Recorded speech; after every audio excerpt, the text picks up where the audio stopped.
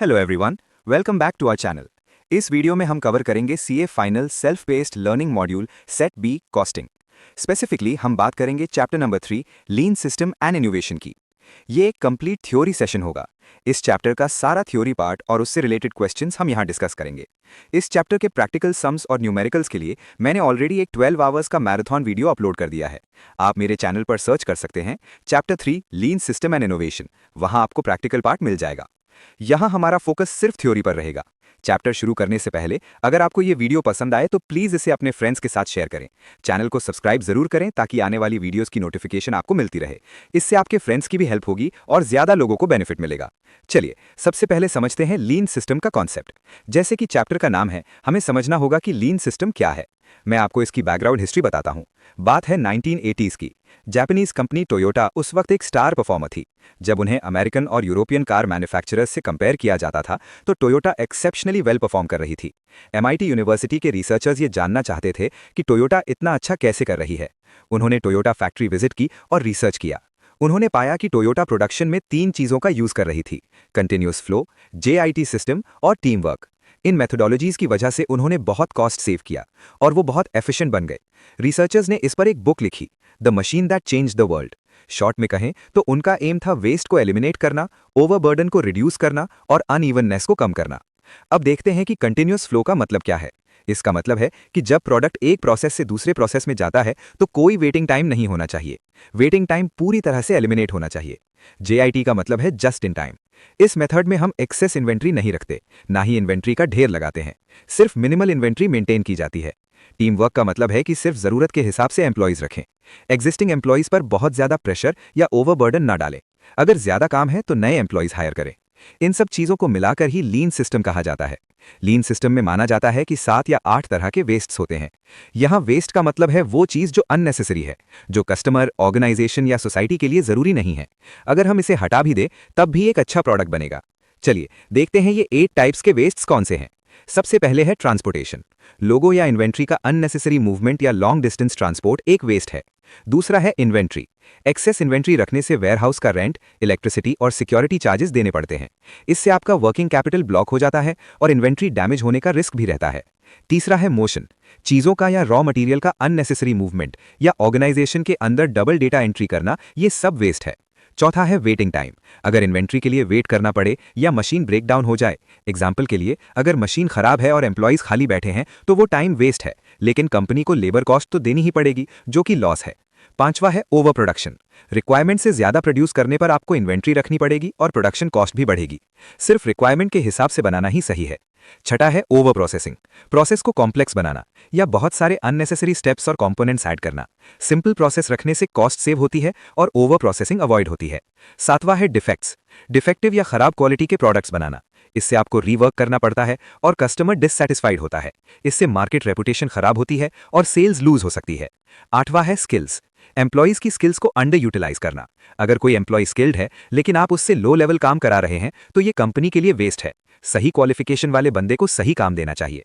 तो ये थे वो वेस्ट्स जिन्हें लीन सिस्टम एलिमिनेट करता है। अब कॉन्सेप्ट देखते हैं। लीन सिस्टम टोयोटा प्रोडक्शन सिस्टम का ही एक यूनिवर्सल रूप है। इसका मेन मोटिव है वेस्ट को एलिमिनेट करना बिना प्रोडक्टिविटी को सैक्रिफाइस किए। हमें वर्क फ्लो को ऑप्टिमाइज करना है और कस्टमर्स को मैक्सिमम वैल्यू देनी है।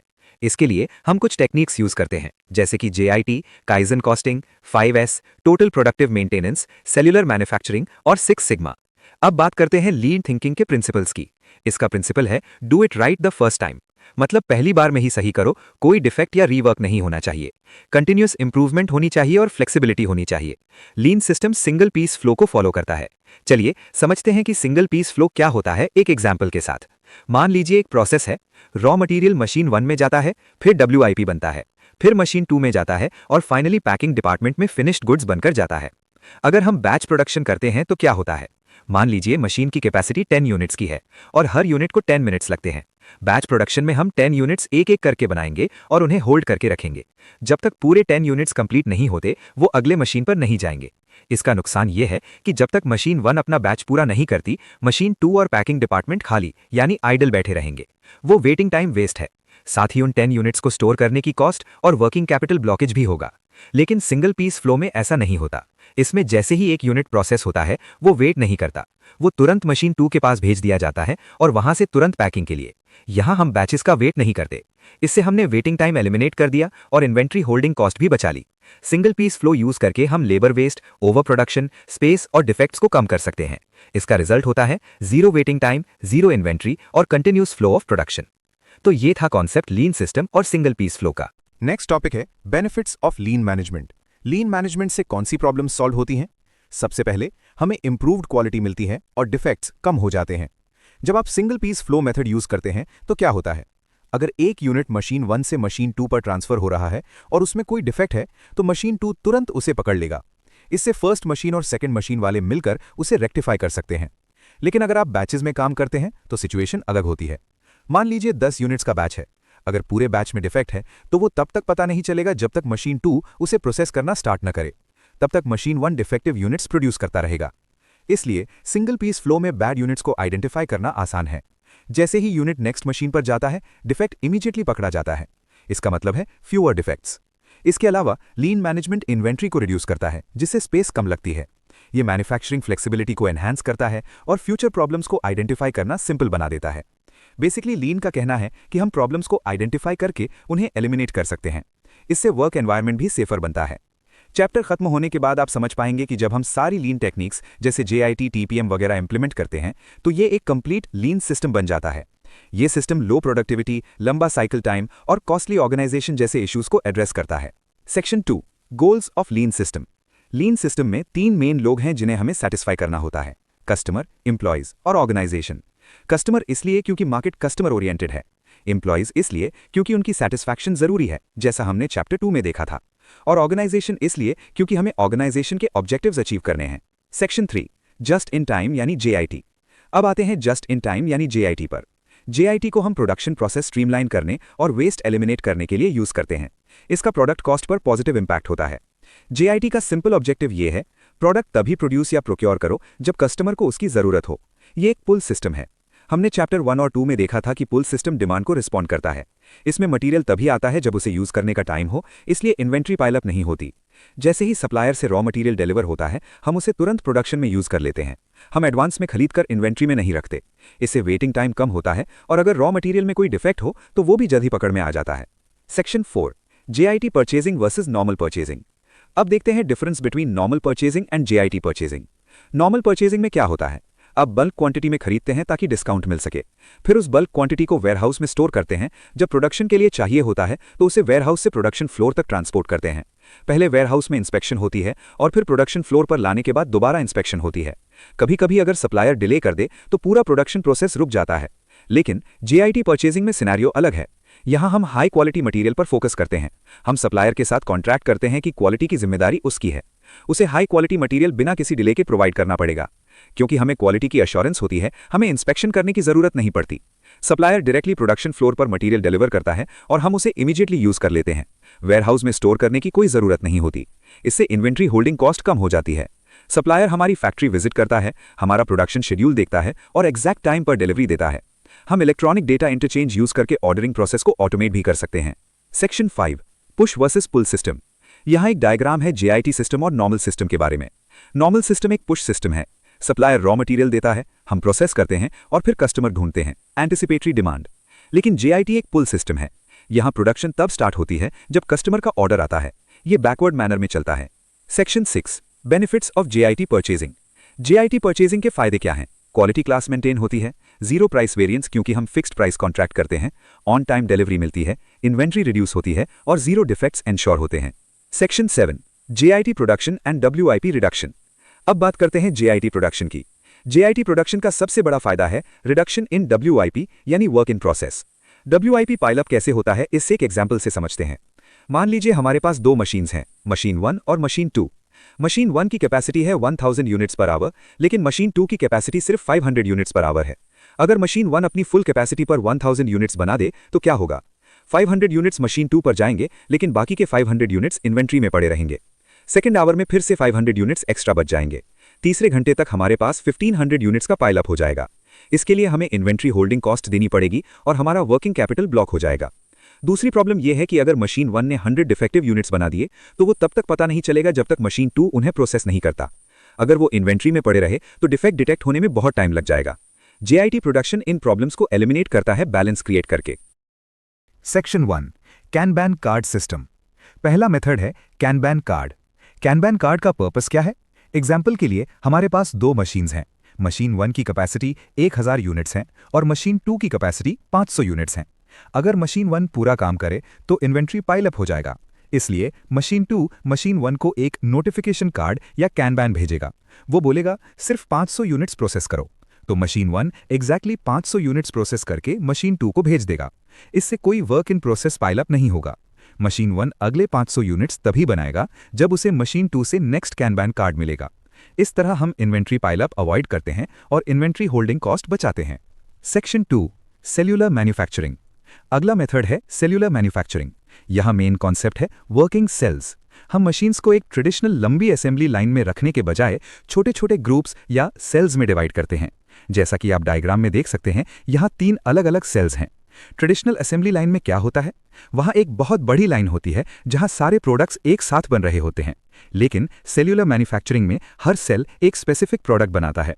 सेल 1 में प्रोडक्ट ए बनेगा, सेल 2 में प्रोडक्ट बी और सेल 3 में प्रोडक्ट सी। हर सेल में छोटी और सिंपल मशीन्स होती हैं। सबसे खास बात यह है कि एक सिंगल ऑपरेटर पूरे सेल की मशीन्स को मैनेज करता है। वो ऑपरेटर खुद रॉ मटेरियल को मशीन 1 से मशीन 2 और मशीन 3 तक मूव करता है। क्योंकि हमने कॉम्प्लेक्स मशीनरी को छोटे सेल्स में तोड़ दिया है, हर सेल इंडिपेंडेंटली काम करता है। एग्जाम्पल के लिए, अगर आपको सेल 2 के प्रोडक्ट का डिजाइन चेंज करना है तो सेल 1 और सेल 3 को रोकने की जरूरत नहीं है, वो अपना काम करते रहेंगे। इसका रिजल्ट क्या होता है? इन्वेंट्री पाइलअप अवॉइड होता है। एक सेल के अंदर मशीन 1 और मशीन 2 की कैपेसिटी लिमिटेड होती है, मान लीजिए सिर्फ 50 या 100 यूनिट्स। तो प्रोसेस खत्म होने के बाद सिर्फ उतने ही फिनिश्ड गुड्स इन्वेंट्री में रहेंगे और JIT के हिसाब से हम प्रोडक्शन तभी स्टार्ट करेंगे जब कस्टमर का ऑर्डर आएगा। Section 3 benefits of cellular manufacturing. इसके और भी फायदे हैं, क्योंकि एक ही ऑपरेटर सारी मशीन्स चला रहा है। जब वो गुड्स मूव करता है तो वो डिफेक्टिव पार्ट्स को आसानी से पहचान लेता है। छोटी मशीन्स को मेंटेन करना भी आसान होता है। हम ऑपरेटर को ही ट्रेनिंग देते हैं कि वो लिमिटेड मेंटेनेंस खुद कर सके। इससे मशीन की लाइफ बढ़ जाती है। अगर प्रोडक्शन सेटअप रीऑर्गेनाइज करना हो तो वो भी बहुत ईजी है। आप आराम से सेल 1 को नए प्रोडक्ट के लिए असाइन कर सकते हैं बिना पूरी फैक्ट्री डिस्टर्ब किए। सेल्यूलर मैन्युफैक्चरिंग इंप्लीमेंट करने के लिए हमें बड़ी ऑटोमेटेड मशीन्स को हटाकर छोटी सिंपल मशीन्स लगानी होती हैं और ऑपरेटर्स को क्रॉस ट्रेनिंग देनी पड़ती है ताकि वो मल्टीपल मशीन्स चला सकें और मेंटेनेंस कर सकें। तो हमने पहली 2 प्रॉब्लम्स सॉल्व कर ली, वर्क इन प्रोसेस पाइलअप कम करना और एम्प्लॉयज को बेटर ट्रेन करना। Section 4 setup time and production runs the problem. अब हम तीसरी प्रॉब्लम देखते हैं, सेटअप टाइम और लॉन्ग प्रोडक्शन रन्स। सबसे पहले प्रॉब्लम को समझते हैं। मान लीजिए प्रोडक्शन स्टार्ट करने से पहले सेटअप करने में 5 घंटे लगते हैं और एक सेटअप की कॉस्ट 10,000 रुपए आती है। हमें टोटल 1 लाख यूनिट्स प्रोड्यूस करने हैं। अब हमें बैच साइज डिसाइड करना है। सिनेरियो 1, अगर हम एक बैच में सिर्फ 1000 यूनिट्स बनाते हैं तो 1 लाख यूनिट्स बनाने के लिए हमें 100 बार सेटअप करना पड़ेगा, यानी 100 production runs. Total setup cost होगी 100 सेटअप्स मल्टीप्लाइड बाय 10,000 रुपीज, यानी टोटल 10 लाख रुपए। अगर पर यूनिट कॉस्ट निकालें तो 10 रुपए पर यूनिट सिर्फ सेटअप का खर्चा आएगा। ये बहुत महंगा है। सिनेरियो 2, अब मैनेजर्स क्या करते हैं? वो बैच साइज बढ़ा देते हैं। अगर हम एक बैच में 10,000 यूनिट्स बनाएं तो हमें सिर्फ 10 सेटअप्स की जरूरत पड़ेगी। टोटल कॉस्ट होगी 1 लाख रुपए और पर यूनिट कॉस्ट गिरकर सिर्फ 1 रुपए रह जाएगी। ट्रेडिशनल मैनेजर्स हमेशा यही कोशिश करते हैं कि नंबर ऑफ सेटअप्स कम करें, इसलिए वो लॉन्ग प्रोडक्शन रन्स चलाते हैं, यानी एक बार में बहुत सारा माल बनाते हैं ताकि कॉस्ट कम दिखे। लेकिन इससे प्रॉब्लम क्या होती है? इन्वेंट्री पाइलअप हो जाती है, जो JIT के खिलाफ है। JIT में हम इसे अलग तरीके से सॉल्व करते हैं। हम बैच साइज बढ़ाने के बजाय डायरेक्टली सेटअप टाइम पर अटैक करते हैं। हम नॉन वैल्यू एडेड एक्टिविटीज को हटाकर सेटअप टाइम को 5 घंटे से घटाकर मिनटों में लाने की कोशिश करते हैं। अगर सेटअप कॉस्ट ही कम हो जाए तो हमें बड़े बैचेस बनाने की जरूरत नहीं पड़ेगी। हम छोटे बैचेस बनाएंगे, इन्वेंट्री कम रखेंगे और कॉस्ट भी कंट्रोल में रहेगी। तो JIT का सोल्यूशन है सेटअप टाइम रिड्यूस करो, बैच साइज मत बढ़ाओ। अब अगला प्रॉब्लम यह है कि हमें सपोर्टिंग अकाउंटिंग सिस्टम्स को भी बदलना पड़ेगा। लेकिन उससे पहले हम देखते हैं changes in workforce. JIT implement करने के लिए हमें एम्प्लॉयज के रोल में भी चेंजेस लाने पड़ेंगे। ट्रेडिशनल तरीके में एक ऑपरेटर का रोल क्या होता था? एक मशीन पर एक ऑपरेटर होता था और उस ऑपरेटर को सिर्फ उस एक मशीन के बारे में ही पता होता था। टाइम के साथ ये काम बोरिंग हो जाता है। अगर कोई सुपरवाइजर या ऑपरेटर सालों तक वही काम करे तो उस जॉब में कुछ नया नहीं रहता। उन्हें पूरे प्रोसेस की कोई अवेयरनेस नहीं होती थी। उन्हें नहीं पता होता था कि उस मशीन या प्रोडक्ट का रोल पूरी ऑर्गेनाइजेशन में क्या है। उन्हें दूसरी मशीन चलाना भी नहीं आता था। अगर मशीन में छोटी सी प्रॉब्लम भी आए तो वो खुद सॉल्व नहीं कर पाते थे। लेकिन जेआईटी सिस्टम में हम एक नया मॉडल यूज करते हैं, जहां एक ऑपरेटर मल्टीपल मशीन्स ऑपरेट करता है, जैसे हमने सेलुलर मैन्युफैक्चरिंग में देखा था। हमें ऑपरेटर को लिमिटेड मेंटेनेंस के लिए ट्रेनिंग देनी पड़ती है। उसे मशीन की छोटी मोटी मेंटेनेंस करनी आनी चाहिए, उसे प्रोडक्ट में एरर स्पॉट करना आना चाहिए और मल्टीपल मशीन्स चलानी आनी चाहिए। अगर कोई एरर मिले तो उसे मशीन रोकना आना चाहिए। उसे पूरा प्रोडक्शन प्रोसेस समझ में आना चाहिए कि उसकी मशीन कहाँ फिट होती है। ऐसे वर्कर्स को हम एम्पावर्ड वर्कर्स कहते हैं। उन्हें ज्यादा अवेयरनेस, ट्रेनिंग और रिस्पॉन्सिबिलिटी दी जाती है। एग्जाम्पल के लिए, अगर सेल्युलर मैन्युफैक्चरिंग में 3 मशीन्स हैं तो एक ही ऑपरेटर उन तीनों का ध्यान रखेगा। अब हमें अकाउंटिंग सिस्टम में भी चेंजेस करने होंगे। जेआईटी में हम सप्लायर को बोलते हैं कि गुड्स सीधा प्रोडक्शन फ्लोर पर डिलीवर करें जब जरूरत हो। हम इन्वेंट्री का ढेर यानी पाइल अप नहीं लगाते। इसका मतलब है कि डेली बहुत सारी डिलीवरीज होंगी। जब भी जरूरत होगी सप्लायर फ्लोर पर डिलीवर करेगा। इससे 2 प्रॉब्लम्स आती हैं। पहली प्रॉब्लम यह है कि हमें बहुत सारी अकाउंट्स पेएबल एंट्रीज करनी पड़ेंगी। दूसरी प्रॉब्लम यह है कि क्योंकि डिलीवरी सीधा फैक्ट्री फ्लोर पर हो रही है, हम वेरीफाई नहीं कर पाते। हम चेक नहीं कर पाते कि सही नंबर ऑफ यूनिट्स डिलीवर हुए या नहीं।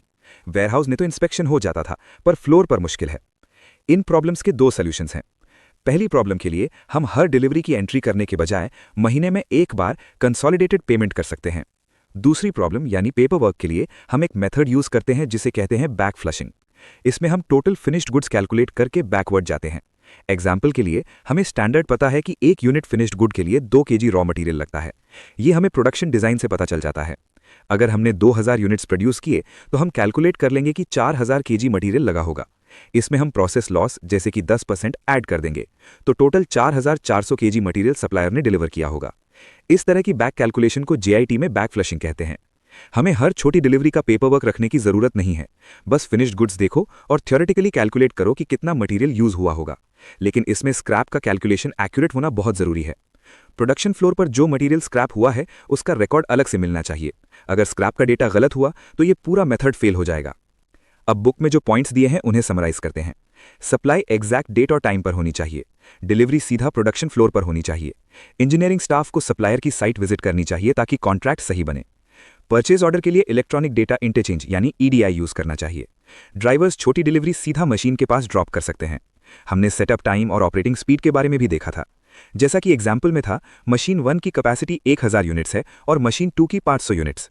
ये ऑपरेटिंग स्पीड का डिफरेंस हमें मैनेज करना पड़ता है। एक और इंपॉर्टेंट पॉइंट है एम्पावर्ड वर्कफोर्स के बारे में।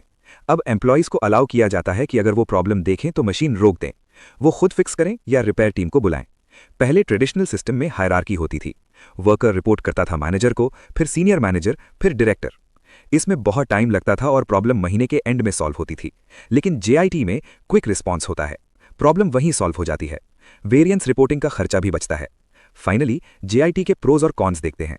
जेआईटी का गेम ही ये है कि कस्टमर डिमांड को टाइमली मीट करना। हम रॉ मटेरियल एग्जैक्ट टाइम पर लाते हैं और क्विक प्रोडक्शन करते हैं। हम हाई क्वालिटी प्रोडक्ट बनाते हैं और टोटल कॉस्ट रिड्यूस करते हैं। लेकिन इसका डिसएडवांटेज क्या है? डिसएडवांटेज ये है कि बिना इन्वेंट्री के ऑपरेट करना मुश्किल है। हम इन्वेंट्री पाइल अप कम कर रहे हैं, लेकिन अगर सप्लाई चेन में छोटी सी भी डिसरप्शन आई तो हमारे पास रॉ मटेरियल की शॉर्टेज हो जाएगी, क्योंकि हमारे पास कोई स्टॉक नहीं बचा है। तो रिस्क ये है कि सप्लाई चेन रुकने पर हमारा प्रोडक्शन तुरंत रुक जाएगा। Features of JIT system. JIT system के फीचर्स और सेलुलर मैन्युफैक्चरिंग की बात करते हैं। इसमें हमारे पास मल्टी स्किल्ड एम्प्लॉयज होने चाहिए। ऐसे एम्प्लॉयज जो मल्टीपल मशीन्स पर काम कर सकें। हम टोटल क्वालिटी मैनेजमेंट यानी टीक्यूएम का यूज करके डिफेक्ट्स को एलिमिनेट कर सकते हैं और साथ ही हमें सेटअप टाइम को रिड्यूस करना होता है। इसके बाद आता है सप्लायर सिलेक्शन। सप्लायर को सिलेक्ट करते वक्त हमें अपनी कंडीशंस देखनी होंगी।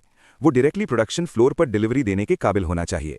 उसे हाई क्वालिटी मटेरियल प्रोवाइड करना होगा और सबसे important, as and when required, जब जरूरत हो तभी मटेरियल मिलना चाहिए। इन कंडीशंस के हिसाब से ही हम सप्लायर चूज करेंगे। Pre requisites for JIT. अगर आपको जेआईटी सिस्टम इंप्लीमेंट करना है तो कुछ प्री रिक्वायरमेंट्स पूरी होनी चाहिए। पहली कंडीशन है लो वैरायटी ऑफ गुड्स। अगर आपके पास प्रोडक्ट्स की बहुत बड़ी वैरायटी है तो हम जेआईटी मेथड यूज नहीं कर सकते। दूसरा, वेंडर के साथ हमारे ट्रेड रिलेशंस बहुत अच्छे होने चाहिए। सप्लायर को हमारी क्वालिटी कंडीशंस फॉलो करनी पड़ेंगी। तीसरा है इंफॉर्मेशन सिस्टम। हमारे पास कंप्यूटर बेस्ड इंफॉर्मेशन सिस्टम होना चाहिए। हमें कस्टमर की डिमांड प्रिडिक्ट करते आना चाहिए। अगर डिमांड अनप्रिडिक्टेबल है तो जेआईटी फेल हो सकता है। क्योंकि JIT का गोल है इन्वेंट्री को रिड्यूस करना, तो डिमांड का प्रिडिक्टेबल होना जरूरी है। हमें डिफेक्ट फ्री रॉ मटेरियल चाहिए और प्रिवेंटिव मेंटेनेंस भी टाइम पर करनी होगी। Cost and pricing benefits. JIT system waste की कॉस्ट को रिड्यूस करता है। एक्सेस इन्वेंट्री रखने से जो वेस्ट होता है वो यहाँ खत्म हो जाता है। इससे मटेरियल वेस्टेज में शार्प ड्रॉप आता है। अल्टीमेटली कॉस्ट ऑफ प्रोडक्शन कम हो जाती है, क्योंकि हम वेटिंग टाइम, सेटअप कॉस्ट और स्टोरेज कॉस्ट सब बचा रहे हैं। ओवरहेड कॉस्ट में भी सेविंग्स होती हैं। हमें बड़े वेयरहाउस फैसिलिटीज की जरूरत नहीं पड़ती, क्योंकि हम स्टॉक रख ही नहीं रहे, तो वेयरहाउस की हैंडलिंग कॉस्ट बच जाती है। अब बात करते हैं प्रोडक्ट प्राइस की। क्योंकि हम TQM फॉलो कर रहे हैं, हमारा प्रोडक्ट हाई क्वालिटी का होगा, इसलिए हम प्रीमियम प्राइस चार्ज कर सकते हैं। ये एक प्रोडक्ट डिफरेंशिएशन स्ट्रैटेजी है और कस्टमर यूनिक क्वालिटी के लिए पे करने को तैयार होगा। Back flushing. अब हम बैक फ्लशिंग के कॉन्सेप्ट पर आते हैं। बैक फ्लशिंग में फिनिश्ड गुड्स बनने तक कोई डेटा एंट्री नहीं होती। जब फिनिश्ड गुड्स बन जाते हैं तब हम कैलकुलेट करते हैं कि कितना रॉ मटेरियल लगा होगा, लेकिन इसमें कुछ प्रॉब्लम्स हैं। सबसे पहले प्रोडक्शन रिपोर्टिंग एक्यूरेट होनी चाहिए। अगर आप कहते हैं कि 1000 यूनिट्स बने हैं तो वो नंबर बिल्कुल सही होना चाहिए। दूसरा इशू है स्क्रैप रिपोर्टिंग। स्क्रैप को अलग से प्रॉपरली नोट करना जरूरी है। तीसरा और सबसे बड़ा इशू है लॉट ट्रेसिंग। मान लीजिए सप्लायर ने अलग अलग टाइम पर अलग अलग लॉट्स भेजे। बाद में सप्लायर कहता है कि 2 सितंबर वाले लॉट में डिफेक्ट था। बैक फ्लशिंग में हम ये ट्रेस नहीं कर पाएंगे कि कौन सा फिनिश्ड प्रोडक्ट उस डिफेक्टिव लॉट से बना है, क्योंकि हमने मिक्स करके यूज कर लिया। इसके लिए हमें एक अलग पिकिंग सिस्टम चाहिए होता है। बैक फ्लशिंग के लिए इन्वेंट्री एक्यूरेसी मेंटेन करना मुश्किल है। ये सिस्टम सिर्फ अप्रॉक्सीमेट कैलकुलेशन पर चलता है, इसलिए अगर स्क्रैप रिपोर्टिंग खराब हुई तो ये सिस्टम फेल हो जाएगा। इसके लिए हमें एक्सपीरियंस्ड सुपरवाइजर चाहिए, जिससे स्टाफ कॉस्ट बढ़ सकती है। Implementation case study strategy. JIT practice में हम मिनिमम इन्वेंट्री के साथ ऑपरेट करते हैं। इसमें सप्लायर्स को एक्टिवली पार्टिसिपेट करना पड़ता है। हमें रिप्लेनिशमेंट एफिशिएंसी बढ़ानी होगी। इसका मतलब है स्टॉक को फिल करना जब भी जरूरत हो। यहाँ एक केस स्टडी का सॉल्यूशन दिया गया है। हम modular standard metal containers use कर सकते हैं। हम 25 JIT पार्ट्स को एक सीक्वेंस में सप्लाई कर सकते हैं। इससे राउंड पिकअप और एलोकेशन आसान हो जाता है। सीक्वेंस में सप्लाई होने की वजह से रिप्लेनिशमेंट लीड टाइम कम हो जाता है और स्टॉक आउट नहीं होता। इसके बेनिफिट्स क्या हैं? हम लोएस्ट इन्वेंट्री लेवल मेंटेन कर सकते हैं। हम रियल टाइम स्टेटस ट्रैक कर सकते हैं कि ऑर्डर कहां है। चेंज मैनेजमेंट आसान हो जाता है, क्योंकि सप्लायर हमारे सिस्टम को समझता है। सेटअप टाइम सिग्निफिकेंटली रिड्यूस हो जाता है। और फाइनली सप्लायर के साथ अच्छे रिलेशंस मेंटेन करने से हम गुड्स को फास्टर प्रोसेस कर सकते हैं। अब हमने इलस्ट्रेशन नंबर 1 देख लिया है, जो हमने प्रैक्टिकल वीडियो में कवर किया था। अब हम नेक्स्ट कॉन्सेप्ट देखने वाले हैं, काइजन कॉस्टिंग। काइजन कॉस्टिंग में काइजन एक जापानीज वर्ड है। इसका मतलब होता है कंटिन्यूअस इंप्रूवमेंट, यानी लगातार सुधार करना। ये इस लॉजिक पर बेस्ड है कि हमें छोटे छोटे इंप्रूवमेंट्स करने हैं। हमें एक छोटे पीरियड में इंक्रीमेंटली और रिपीटेडली सुधार लाना है। ये प्रोसेस कंटिन्यूअस होना चाहिए ताकि लॉन्ग रन में हम ग्रेटर एफिशिएंसी अचीव कर सकें। हमें पिछले पीरियड के एक्चुअल रिजल्ट से इंप्रूवमेंट शुरू करना होता है। देखना होता है कि पिछले महीने हमने कितना कॉस्ट इनकर किया। उस बेस पर हम इस महीने का टारगेट सेट करेंगे। इसे हम टारगेट कॉस्ट कहेंगे। हमें कॉस्ट को बहुत छोटे लेवल पर रिड्यूस करना है। टारगेट बहुत हाई नहीं होना चाहिए, बस 1% या 0.5% का रिडक्शन टारगेट रखना काफी है। जब हम इसे इंक्रीमेंटल तरीके से और लगातार करते रहेंगे तो लॉन्ग रन में कॉस्ट बहुत कम हो जाएगा। ये कॉन्सेप्ट बिजनेस प्रोसेस री इंजीनियरिंग से अलग है। बिजनेस प्रोसेस री इंजीनियरिंग क्या होता है? उसमें हम बड़े चेंजेस करते हैं। हम पूरे प्रोडक्शन प्रोसेस को स्क्रैच से बदल देते हैं ताकि एफिशिएंसी आए। लेकिन काइजन में हमें स्मॉल और इंक्रीमेंटल चेंजेस करने होते हैं कंटिन्यूअस इंप्रूवमेंट के लिए। हमें प्रोसेस को लगातार एग्जामिन और एनालाइज करना पड़ता है। हमें प्रोसेस को रिफाइन करना है और अनवांटेड स्टेप्स को एलिमिनेट करना है। ऐसा करके हम कॉस्ट को रिड्यूस कर पाएंगे। प्रोडक्शन प्रोसेस से स्टेप्स हटाने के लिए हम वैल्यू इंजीनियरिंग परफॉर्म करते हैं। वैल्यू इंजीनियरिंग में हम देखते हैं कि प्रोडक्शन का हर स्टेप क्या वैल्यू ऐड कर रहा है। जो एक्टिविटीज वैल्यू ऐड नहीं कर रही उन्हें हम एलिमिनेट कर देते हैं। इसका प्रोसेस क्या है? सबसे पहले हमें प्रीवियस ईयर या प्रीवियस मंथ का एक्चुअल कॉस्ट लेना है। ये करंट पीरियड के लिए हमारा बेस बनेगा। फिर हमें एक कॉस्ट रिडक्शन गोल एस्टैब्लिश करना है। एग्जाम्पल के लिए हम 0.5% का गोल सेट कर रहे हैं। फिर हमें गैप फाइंड आउट करना है और उस गैप को रिड्यूस करना है नॉन वैल्यू एडेड एक्टिविटीज को हटाकर। नॉन वैल्यू एडेड एक्टिविटीज ढूंढने के लिए हमें प्रोडक्शन प्रोसेस को कंटिन्यूअसली एनालाइज करना पड़ेगा। मेन एम यह है कि वेस्ट एलिमिनेट हो और प्रोडक्शन प्रोसेस में स्टेप्स कम हो। हमें वैल्यू इंजीनियरिंग के स्टेप्स रिपीट करने हैं और एक्स्ट्रा कॉस्ट को रिड्यूस करना है। अगर छोटी सी भी कॉस्ट सेविंग होती है, जैसे 0.5%, तो वो भी कंपनी का प्रॉफिट बढ़ाएगी। अब अगला टॉपिक है standard costing versus kaizen costing. दोनों में क्या फर्क है? स्टैंडर्ड कॉस्टिंग एक कॉस्ट कंट्रोल टेक्निक है। कॉस्ट कंट्रोल का मतलब है कॉस्ट को एक लिमिट के अंदर रखना। हम कोशिश करते हैं कि कॉस्ट एक सर्टेन लेवल से नीचे रहे। वहीं काइजन कॉस्टिंग में हम अननेसेसरी वर्क स्टेप्स को एलिमिनेट करके कॉस्ट को कंप्लीटली रिड्यूस करते हैं। अगर हम स्टेप ही हटा देंगे तो वो कॉस्ट इनकर ही नहीं होगा। स्टैंडर्ड कॉस्टिंग में हम मानते हैं कि करंट वर्क कंडीशंस वैसी ही रहेंगी, लेकिन काइजन कॉस्टिंग में हम अज्यूम करते हैं कि कंटिन्यूअस इंप्रूवमेंट होता रहेगा। स्टैंडर्ड कॉस्टिंग में हमें स्टैंडर्ड्स मीट करने होते हैं। काइजन कॉस्टिंग में हमें कॉस्ट रिडक्शन टारगेट अचीव करना होता है। स्टैंडर्ड कॉस्टिंग लंबे समय यानी लॉन्गर पीरियड के लिए होता है। काइजन कॉस्टिंग मंथली या क्वार्टरली बेसिस पर होता है यानी शॉर्टर पीरियड के लिए। स्टैंडर्ड कॉस्टिंग में हम एक्चुअल कॉस्ट और स्टैंडर्ड कॉस्ट को कंपेयर करते हैं, लेकिन काइजन कॉस्टिंग में हम एक्चुअल कॉस्ट को काइजन टारगेट कॉस्ट से कंपेयर करते हैं। यहां हमें वेरिएंस को एड्रेस करना पड़ता है और टारगेट मिस होने का रीजन ढूंढना पड़ता है। अब बात करते हैं काइजन के 5 कोर प्रिंसिपल्स की। पहला, अपने कस्टमर को जानो और उनके लिए वैल्यू क्रिएट करो। दूसरा, लेट इट फ्लो। इसका मतलब है ऑर्गेनाइजेशन में जीरो वेस्ट होना चाहिए। तीसरा, गो टू गैम्बा। इसका मतलब है कि हमें सीधा प्रोडक्शन फ्लोर पर जाना चाहिए और प्रोसेस को एनालाइज करना चाहिए। मैनेजर को एक आइसोलेटेड रूम में बैठकर प्रोडक्शन के बारे में नहीं सोचना चाहिए। उसे वहां जाना चाहिए जहां काम हो रहा है और वहीं इंप्रूवमेंट्स करने चाहिए। चौथा, एम्पावर पीपल। हमें अपने एम्प्लॉयज को अवेयरनेस और एजुकेशन देनी चाहिए। पांचवा, टैंजिबल एंड विजिबल। हमें विजिबल टारगेट्स देने चाहिए, जैसे कि 1% या 0.5%। ये एक विजिबल टारगेट है जिसे हम मेजर कर सकते हैं। काइजन कॉस्टिंग में इंप्रूवमेंट ग्रेजुअल होनी चाहिए। डिसीजन मेकिंग कलेक्टिव होनी चाहिए, सबको इन्वॉल्व करना चाहिए। इंप्रूवमेंट की कोई लिमिट नहीं होती। हर महीने हमें इंक्रीमेंटल इंप्रूवमेंट करना है। हमें स्टैंडर्ड सेट करने हैं और उन्हें लगातार इंप्रूव करना है। अगर इस महीने 0.25% कॉस्ट सेविंग की है तो अगले महीने 0.3% करनी होगी। हमें वेस्ट एलिमिनेट करना है, सिस्टम इंप्रूव करना है और बिजनेस के हर एरिया के एम्प्लॉयज को इन्वॉल्व करना है। तो ये था पूरा कॉन्सेप्ट काइजन कॉस्टिंग के बारे में। अब हमारे पास एक और केस सिनारियो है जो काइजन कॉस्टिंग के बारे में है। ये भी उसी सेम चीज पर बेस्ड है। इसके पहले वही सेम डिफरेंस टेबल है। वही सेम चीज हमने एक केस सिनारियो टाइप में दी है। ये आप खुद पढ़ सकते हैं। अब अगली चीज है एक प्रैक्टिकल इनसाइट। यहां भी उन्होंने एक प्रैक्टिकल इनसाइट दिया है।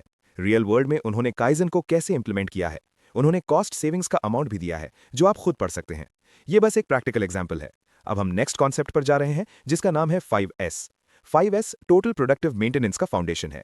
अगर आपने इस चैप्टर का प्रैक्टिकल टर्म्स वाला वीडियो देखा है तो उन्होंने एक्सप्लेन किया होगा कि टोटल प्रोडक्टिव मेंटेनेंस क्या है और ओवरऑल इक्विपमेंट इफेक्टिवनेस क्या है। आपको इसके बारे में पता चल गया होगा। अब 5S टोटल प्रोडक्टिव मेंटेनेंस का फाउंडेशन है। ये वो बेसिक चीज है जिस पर टोटल प्रोडक्टिव मेंटेनेंस बना हुआ है। ये एक वर्कप्लेस ऑर्गेनाइजेशन मेथड है। ये चीजों को ऑर्गेनाइज करने का एक मेथड है। और फिर हम इस 5S मॉडल के लिए 5 जापानीज वर्ड्स यूज करेंगे। ये TPM का फाउंडेशन है। ये वो 5 जापानीज वर्ड्स हैं। आपको जापानीज वर्ड्स याद रखने की जरूरत नहीं है, लेकिन हमारे पास इंग्लिश वर्ड्स हैं जो आपको याद रखने होंगे। Sort, set in order, shine, standardise और सस्टेन।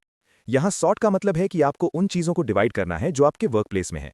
सेट इन ऑर्डर का मतलब है कि आपको कैटेगराइज करना है और फिर हमें उसे सही तरीके से एक जगह पर रखना है। हमें जगह एलोकेट करनी है और चीजों को वहीं रखना है।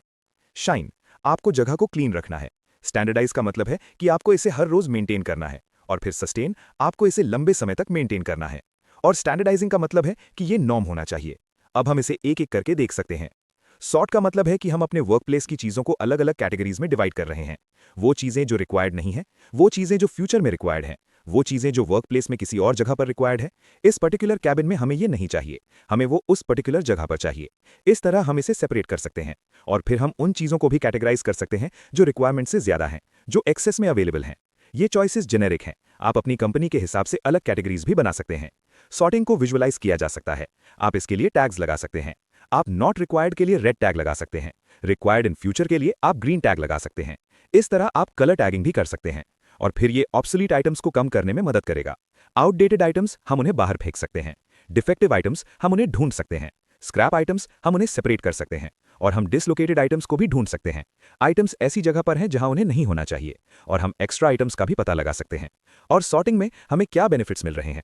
हम काम करने में आने वाली ऑब्स्टिकल्स को एलिमिनेट कर रहे हैं। हम अननेसेसरी आइटम्स से डिस्टर्ब नहीं होंगे क्योंकि हम सारे अननेसेसरी आइटम्स को एलिमिनेट कर देंगे। सिर्फ इंपॉर्टेंट आइटम्स ही हमारे वर्कप्लेस में होंगे। हम अननेसेसरी आइटम्स के अक्यूमुलेशन को रोक रहे हैं। अब सेकंड स्टेप है सेट इन ऑर्डर। ये एक सिस्टमैटिक अरेंजमेंट है। अब हमने पता लगा लिया है कि प्रोडक्ट्स की कैटेगरीज क्या हैं और फिर हमें उन्हें प्रॉपर ऑर्डर में रखना है। हर चीज के लिए एक जगह होनी चाहिए और हर चीज अपनी जगह पर होनी चाहिए। हमें हर प्रोडक्ट के लिए जगह एलोकेट करनी चाहिए और उसे वहीं रखना चाहिए। हमें अरेंजमेंट को एफिशिएंट और एक्सेसिबल रखना है और फिर हमें सब कुछ उनके यूजेस के हिसाब से रखना है। एग्जाम्पल के लिए फार्मेसी में हाई डिमांड मेडिसिन पास में रखी जाती हैं ताकि वो आसानी से ली जा सके। अब अगली चीज है सेट इन ऑर्डर। हम इसे लीन थिंकिंग में मदद के लिए यूज कर सकते हैं। हम इस तरह से लीन सिस्टम में इसका यूज कर सकते हैं। हम सर्च टाइम में होने वाले वेस्ट को एलिमिनेट कर सकते हैं। हम अबनॉर्मल इश्यूज को करेक्ट कर सकते हैं। अगर कुछ अबनॉर्मल है तो हम उसका पता लगा सकते हैं। हम स्पेस बचा सकते हैं। हमारे पास एफिशिएंट जगह होगी। ऐसा करने से, चीजों को एक्सेसिबल जगह पर रखने से हम एफिशिएंसी बढ़ा रहे हैं और चीजें जैसे ही रिक्वायर्ड हों तुरंत अवेलेबल होनी चाहिए। और फिर शाइन का मतलब है हम चीजों को क्लीन कर रहे हैं। हमें इसे गंदा नहीं रखना चाहिए। जब वर्कप्लेस क्लीन होगा तो वर्कर्स वहां काम करना पसंद करेंगे। अब स्टैंडर्डाइज का मतलब है कि कुछ स्टैंडर्ड ऑपरेटिंग प्रोसीजर्स होंगे। ये वो प्रोसीजर्स और प्रैक्टिसेस हैं जो आपको वर्कप्लेस ऑर्गेनाइज करने के लिए फॉलो करने होंगे।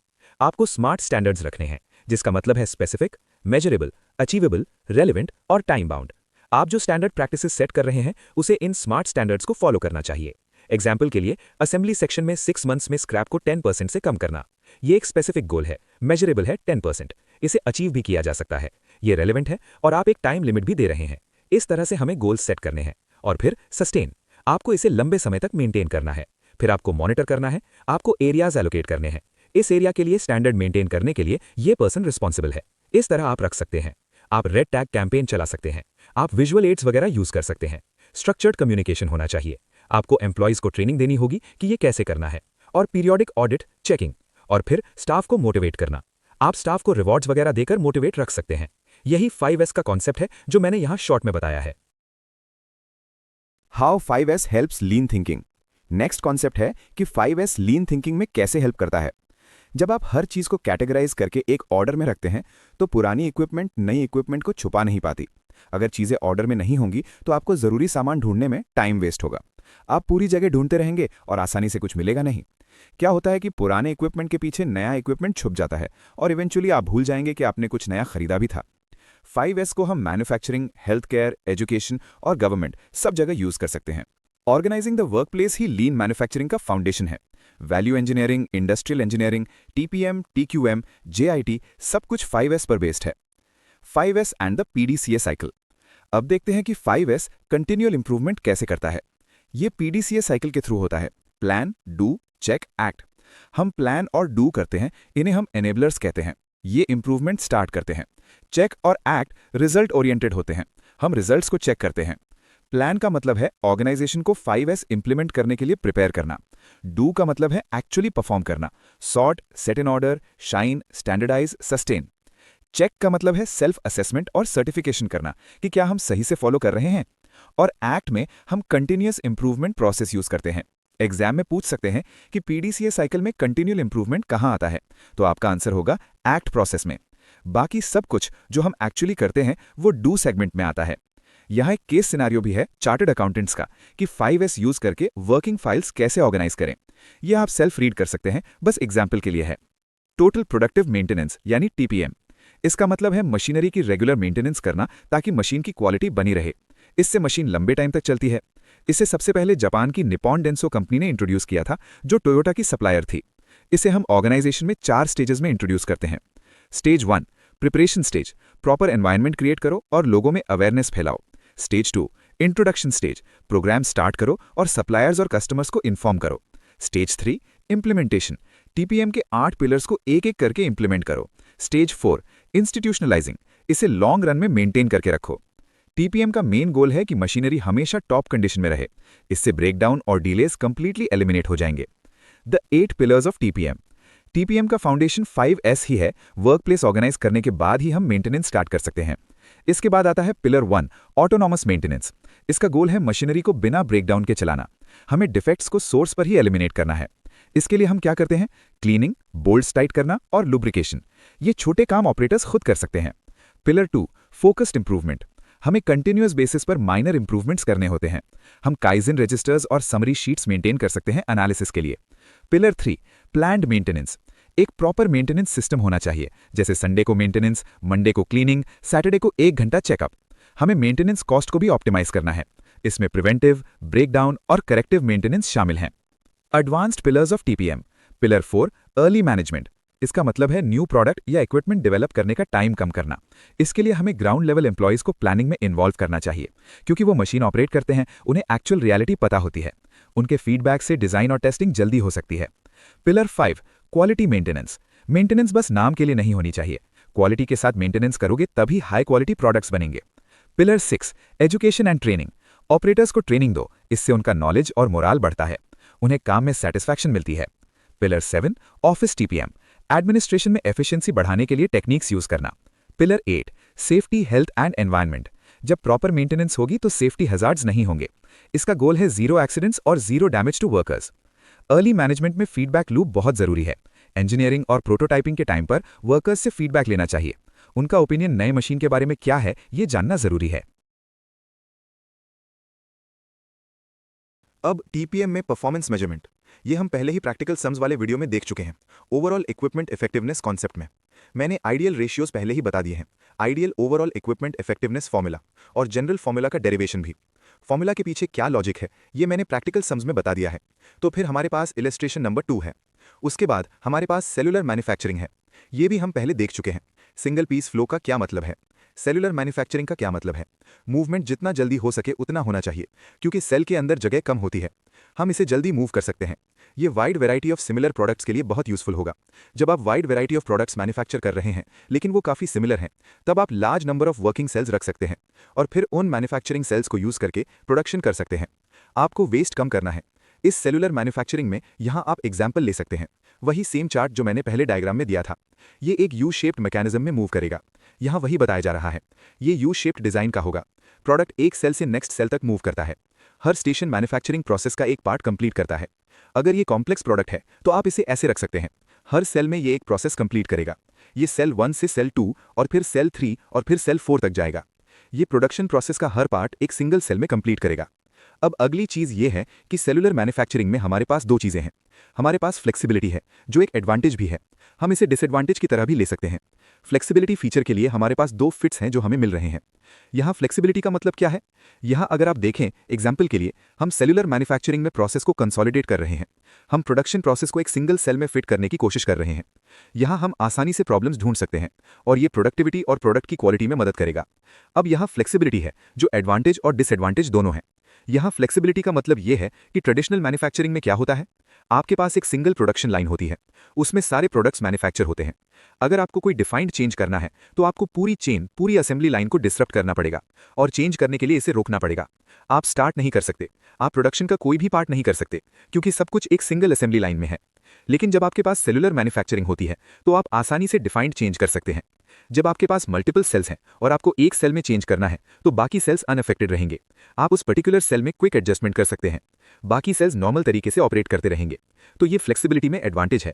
अब प्रॉब्लम्स क्या है, ट्रेडिशनल मैन्युफैक्चरिंग में ये एक स्केलिंग प्रॉब्लम है। अगर आप ज्यादा प्रोडक्शन करना चाहते हैं तो आपको उसी असेंबली लाइन में एक्स्ट्रा शिफ्ट काम करना पड़ेगा, या फिर आपको नई असेंबली लाइन बनानी पड़ेगी जो कॉस्टली है, तो हम नहीं कर सकते। स्केलिंग में प्रॉब्लम है। अगर आप ज्यादा प्रोडक्शन करना चाहते हैं तो प्रॉब्लम है। इसमें चेंज करने के लिए आपको पूरी प्रोडक्शन लाइन रोकनी पड़ेगी और फिर करना पड़ेगा। लेकिन सेलुलर मैन्युफैक्चरिंग में अगर स्केलिंग प्रॉब्लम है, अगर आप प्रोडक्ट ए का प्रोडक्शन बढ़ाना चाहते हैं, सेल 1 प्रोडक्ट ए बना रहा है, सेल 2 प्रोडक्ट बी बना रहा है। अगर आप प्रोडक्ट ए का प्रोडक्शन बढ़ाना चाहते हैं तो आप वर्कर्स को सेल 2 से सेल 1 में रीअसाइन कर सकते हैं। आप टेम्परेली प्रोडक्ट बी का प्रोडक्शन पॉज कर सकते हैं और वर्कर्स को प्रोडक्ट ए पर रीअसाइन कर सकते हैं।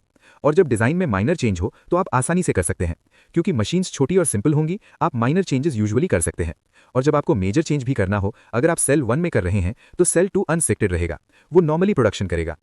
अब हमारे पास फ्लेक्सिबिलिटी में डिसएडवांटेज भी है। फ्लेक्सिबिलिटी में एग्जाम्पल के लिए ये एग्जाम्पल लीजिए, सेल 1 पेट्रोल इंजन मैन्युफैक्चर कर रहा है, सेल 2 डीजल इंजन मैन्युफैक्चर कर रहा है। अगर आप ज्यादा डीजल इंजन बनाना चाहते हैं तो या तो आपको डीजल इंजन के लिए दूसरा सेल बनाना पड़ेगा, सेल नंबर 3, वो कॉस्टली होगा, या फिर आपको पेट्रोल इंजन सेल में मशीनरी चेंज करनी पड़ेगी डीजल इंजन मैन्युफैक्चर करने के लिए, वो भी एक्सपेंसिव है, क्योंकि आप उस सेल में मैन्युफैक्चरिंग मशीन्स को पूरी तरह से चेंज कर रहे हैं, तो ये भी एक्सपेंसिव होगा। मास सेलुलर मैन्युफैक्चरिंग में फ्लेक्सिबिलिटी की ये प्रॉब्लम है। अब अगली चीज है, हम प्रॉब्लम्स को कंसोलिडेट कर रहे हैं जो हमने पहले देखी थी। अब हम इसे इंप्लीमेंट कैसे करें? सबसे पहले हमें सिमिलैरिटी के हिसाब से पार्ट्स को ग्रुप करना होगा। अब हमें सिमिलैरिटी के हिसाब से पार्ट्स को ग्रुप करना है, उसके लिए हमारे पास 3 मेथड्स हैं। पहला मेथड है पार्ट फैमिली ग्रुपिंग। आपको सारे सिमिलर पार्ट्स को ग्रुप करें और फिर उस ग्रुप ऑफ पार्ट्स को मशीन्स एलोकेट करें। और फिर दूसरा मेथड है, आप पहले सारी मशीन्स को ग्रुप कर सकते हैं, सारी सिमिलर मशीन्स को एक साथ ग्रुप किया जाएगा और फिर ग्रुप्ड मशीन्स को पार्ट्स एलोकेट किए जाएंगे और फिर आप इन दोनों को कंबाइन भी कर सकते हैं। आप पार्ट ग्रुपिंग और मशीन ग्रुपिंग दोनों साथ में कर सकते हैं। इसे मशीन पार्ट ग्रुपिंग कहा जाएगा। एग्जाम्पल के लिए यहां अगर आप देखें, पार्ट फैमिली ग्रुपिंग में पहले हम उन सारे पार्ट्स को कलेक्ट करेंगे जो एक साथ सिमिलर हैं। आप पार्ट्स का ग्रुप फॉर्म करेंगे और फिर दूसरे मेथड में आप उन सारे मशीन्स को कलेक्ट करेंगे जो सिमिलर हैं और फिर एक मशीन ग्रुप क्रिएट करेंगे। और फिर तीसरे मेथड में हम पार्ट्स और मशीन्स दोनों को साइमल्टेनियसली कलेक्ट करेंगे और फिर हम उन्हें मैच करके सेलुलर मैन्युफैक्चरिंग सेल्स क्रिएट करेंगे। तो इस मेथड में आप सेलुलर मैन्युफैक्चरिंग सेल्स क्रिएट कर सकते हैं। हम इसके लिए मैथमेटिकल मॉडल्स और एल्गोरिदम्स भी यूज कर सकते हैं। इसे प्रोडक्शन फ्लो एनालिसिस कहा जाता है। आप मैन्युफैक्चरिंग सेल्स क्रिएट करने के लिए वो एनालिसिस कर सकते हैं। और फिर उन्होंने रैंक ऑर्डर क्लस्टरिंग एल्गोरिदम नाम का मैथमेटिकल मॉडल दिया है। उन्होंने कॉन्सेप्ट और फॉर्मूला वगैरह दिया है, लेकिन हमारे पास कोई प्रैक्टिकल क्वेश्चंस नहीं है, तो आप बस एक रीडिंग दे सकते हैं। अगर आपको समझ आए तो ठीक है, अगर समझ ना भी आए तो जरूरी नहीं है। अगली चीज है, हम इसे इंप्लीमेंट करने के बेनिफिट्स और कॉस्ट्स के बारे में देखने वाले हैं। जब आप सेल्स में मैन्युफैक्चरिंग कर रहे हैं, सेल्यूलर मैन्युफैक्चरिंग, स्कैटर्ड प्रोसेस को शॉर्ट और फोकस्ड पार्ट्स में ट्रांसफॉर्म किया जाता है। ये फ्लो टाइम को कम करेगा, क्योंकि प्रोडक्ट सिर्फ उस पर्टिकुलर सेल के अंदर फ्लो हो रहे हैं। डिस्टेंस कम हो जाएगा। आप फ्लो स्पेस इंक्रीज कर सकते हैं। आप स्पेस ऑप्टिमाइज कर सकते हैं। आप एक पर्टिकुलर स्पेस में ज्यादा नंबर ऑफ मैन्युफैक्चरिंग सेल्स रख सकते हैं। आप इन्वेंट्री सेव कर सकते हैं। आप हैंडलिंग कॉस्ट सेव कर सकते हैं। आप स्क्रैप और रीवर्क भी सेव कर सकते हैं, क्योंकि डिफेक्टिव प्रोडक्ट ऑपरेटर खुद आइडेंटिफाई कर लेगा। फिर हायर वैलिडिटी कॉस्टिंग, जिसका मतलब है कि आप बहुत मीनिंगफुल तरीके से कॉस्टिंग कर सकते हैं। एक पर्टिकुलर सेल के लिए आप सारे कॉस्ट्स कलेक्ट कर सकते हैं और क्रिएट कर सकते हैं। आप उस पर्टिकुलर सेल में प्रोड्यूस हुए नंबर ऑफ यूनिट्स पर इसे डिस्ट्रीब्यूट कर सकते हैं। और फिर वो मैन्युफैक्चरिंग सेल्स जो अंडर परफॉर्म कर रहे हैं, आप उन्हें इंप्रूव या एलिमिनेट कर सकते हैं। और फिर आप सेल्स में प्रॉब्लम्स को इनिशियली आइडेंटिफाई कर सकते हैं। और फिर ये ग्रुप कोहेसिवनेस लाएगा, मतलब सारे सेल्स एक साथ काम करेंगे। और फिर आप मैन्युफैक्चरिंग को स्केल भी कर सकते हैं। अगर जरूरत हो तो आप और सेल्स ला सकते हैं, और फिर आप इसे सिंगल सेल मैकेनिज्म तक स्केल डाउन भी कर सकते हैं। हर सेल को आप अलग से मॉनिटर कर सकते हैं। आप उनके लिए मैनेजर्स रख सकते हैं, और फिर वर्कर्स आसानी से प्रॉब्लम्स देख सकते हैं और इंप्रूवमेंट भी कर सकते हैं। आप इंप्रूवमेंट को एक्सपेरिमेंट कर सकते हैं, कुछ पर्टिकुलर नंबर ऑफ सेल्स पर इंप्लीमेंट करके, और देख सकते हैं कि क्या इस इंप्रूवमेंट की वजह से वो ज्यादा यूनिट्स प्रोड्यूस कर रहे हैं। आप ओवरहेड कॉस्ट भी कम कर सकते हैं। और फिर प्रोडक्शन फ्लेक्सिबिलिटी में कमी। मैंने बताया था कि सेल्यूलर मैन्युफैक्चरिंग की वजह से प्रोडक्शन फ्लेक्सिबिलिटी में कमी आएगी। डीजल इंजन प्रॉब्लम सॉल्व करने के लिए मशीन्स चेंज करना मुश्किल है। हमने एग्जाम्पल देखा था, ये वही एग्जाम्पल है जो हमने फ्लेक्सिबिलिटी डिसएडवांटेज देखने के लिए देखा था। अगर आप पेट्रोल इंजन सेल को डीजल इंजन मैन्युफैक्चर करने के लिए कन्वर्ट करना चाहते हैं तो ये कॉस्टली होगा। ये फ्लेक्सिबिलिटी में एक प्रॉब्लम है, एक डिसएडवांटेज है। अब बस बेसिक्स और कॉस्ट्स के बारे में इतना ही। और फिर सेल्यूलर मैन्युफैक्चरिंग फ्लो क्रिएट करने में ये डिफिकल्टीज हैं। क्या डिफिकल्टीज हैं? एक्सेप्शनल एलिमेंट्स होंगे जो किसी भी सेल में फिट नहीं होंगे। मशीन डिस्टेंस कुछ केसेस में आप कम नहीं कर सकते। बॉटलनेक मशीन्स और पार्ट्स भी एक और प्रॉब्लम है। मशीन लोकेशन और रीलोकेशन, पर्टिकुलर वर्किंग सेल्स बनाने के लिए आपको रीलोकेट करना पड़ेगा। Part routing, cell load variation, cell reconfiguring, cells को अलग डायनामिक सिस्टम्स में चेंज करने के लिए आपको सब कुछ रीअलाइन करना पड़ेगा। ऑपरेशन कंप्लीशन टाइम, इंटर और इंट्रा सेल्यूलर मटीरियल ट्रांसफरिंग, कभी कभी मटीरियल ट्रांसफर भी कॉम्प्लिकेटेड हो जाता है। ये सब सेल्यूलर मैन्युफैक्चरिंग इंप्लीमेंटेशन में डिफिकल्टीज हैं। Introduction to six sigma. Next concept है सिक्स सिग्मा। इसे 1986 में मोटोरोला के इंजीनियर बिल स्मिथ ने क्रिएट किया था। लेकिन ये कॉन्सेप्ट तब पॉपुलर हुआ जब 1995 में जनरल इलेक्ट्रिक ने इसे यूज किया। आजकल ये इंडस्ट्री के हर सेक्टर में यूज होता है। इसका मेन गोल है प्रोडक्ट में डिफेक्ट्स को आइडेंटिफाई करना और एलिमिनेट करना। अगर प्रोडक्ट डिफेक्टिव होगा तो कस्टमर सेटिस्फाई नहीं होगा, इसलिए कस्टमर सेटिस्फैक्शन के लिए डिफेक्ट्स हटाना जरूरी है। हमारा प्रैक्टिकल टारगेट है 0 डिफेक्ट्स अचीव करना। हम इसे बैलेंस्ड स्कोर कार्ड के साथ कंबाइन करके एनालिसिस और स्टैटिस्टिक्स निकाल सकते हैं। डिसीजन लेने के लिए हम डेटा ड्रिवन फैक्ट्स का यूज करते हैं। इसके लिए बिजनेस के अंदर प्रॉपर टीम कोलैबोरेशन होना चाहिए। साइकिल टाइम इंप्रूव करना और ओवरऑल कॉस्ट रिड्यूस करना, ये भी इसके गोल्स है। सिक्स सिग्मा कुछ अजम्पशंस पर चलता है। हमारा प्रोसेस स्टेबल और प्रिडिक्टेबल होना चाहिए। हमें प्रोसेस का हर एक स्टेप पता होना चाहिए और कोई वेरिएंस नहीं होना चाहिए। और सबसे इंपॉर्टेंट, टॉप लेवल मैनेजमेंट का पूरा कमिटमेंट होना चाहिए डिफेक्ट्स एलिमिनेट करने के लिए। Numerical concept sigma levels. अब देखते हैं सिक्स सिग्मा का न्यूमेरिकल कॉन्सेप्ट। यहां हम डिफेक्ट्स पर मिलियन अपॉर्चुनिटीज यानी डीपीएमओ देखते हैं। इसका मतलब क्या है? एग्जाम्पल के लिए मान लीजिए आप एक पेन बना रहे हैं। पेन में गलती होने के 3 अपॉर्चुनिटीज हैं, निब, बॉडी और इंक। अगर आप 1000 पेन्स बना रहे हैं तो टोटल अपॉर्चुनिटीज कितनी हुई? 3 अपॉर्चुनिटीज पर पेन मल्टीप्लाइड बाय 1000 पेन्स, यानी टोटल 3000 अपॉर्चुनिटीज। अब देखते हैं सिग्मा लेवल्स क्या कहते हैं। 1 सिग्मा लेवल, यहां 10 लाख अपॉर्चुनिटीज में से लगभग 6,90,000 डिफेक्ट्स होंगे, यानी 69% डिफेक्टिव माल बनेगा, सिर्फ 31% सही होगा। 2 सिग्मा लेवल, यहां डिफेक्ट्स कम होकर 3 लाख हो जाते हैं, यानी 69% एक्यूरेसी। 3 सिग्मा लेवल, यहां 66,000 डिफेक्ट्स होते हैं, यानी 6.7% डिफेक्टिव। 4 सिग्मा लेवल, 6,000 डिफेक्ट्स और 0.62% डिफेक्टिव। 5 सिग्मा लेवल, सिर्फ 233 डिफेक्ट्स और 0.023% डिफेक्टिव। 6 सिग्मा लेवल, यहां 10 लाख अपॉर्चुनिटीज में से सिर्फ 3.4 डिफेक्ट्स होते हैं, यानी 99.9996% प्रोडक्ट्स बिल्कुल सही होंगे। ये नियर परफेक्शन का लेवल है। हालांकि 100% परफेक्शन शायद पॉसिबल ना हो, लेकिन 6 सिग्मा से हम परफेक्शन के सबसे करीब पहुंच सकते हैं। Implementation methodologies DMAIC versus DMAVD। 6 sigma implement करने के 2 तरीके हैं। पहला है DMAIC और दूसरा है DMAVD। DMAIC हम एग्जिस्टिंग प्रोसेस के लिए यूज करते हैं जिसे इंप्रूव करना हो, और DMAVD हम तब यूज करते हैं जब हम कोई न्यू प्रोसेस या न्यू प्रोडक्ट बना रहे हों। The DMAIC framework.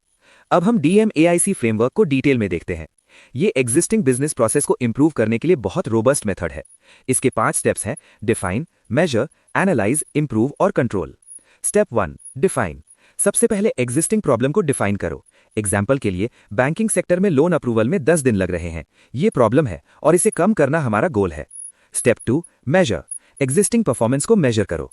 Current process में क्या हो रहा है उसके मैट्रिक्स कलेक्ट करो। Step 3, analyse. अब वेरिएशन का रूट कॉज ढूंढो। लोन अप्रूवल में टाइम क्यों लग रहा है इसका रीजन पता करो। Step 4, improve. रूट कॉज मिलने के बाद प्रोसेस को रेक्टिफाई करो। प्रोसेस को मॉडिफाई करो ताकि टाइम कम लगे और प्रॉब्लम सॉल्व हो जाए।